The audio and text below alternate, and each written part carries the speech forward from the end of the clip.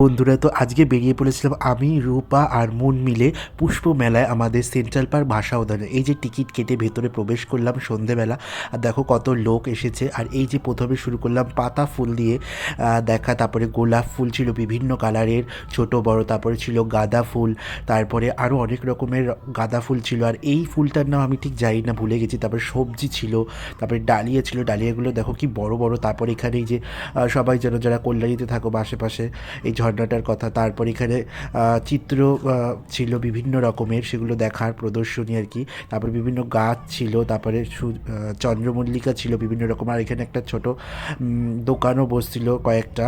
তারপর এখানে বিভিন্ন রকমের বড় গাছ, যেগুলো ছোট মানে এখানে টবের মধ্যে লাগানো হয়েছে কীভাবে। তারপর এখানে একটা মেলা বসেছিল, আরও বিভিন্ন রকমের দোকানও বসছিল। তারপরে এই যে দেখো আমাদের সেন্ট্রাল পার্কের বিখ্যাত সেই আলুর পরোটা, কাকু কাকিমার দোকান খেয়ে বাড়ির দিকে রওনা দিলাম।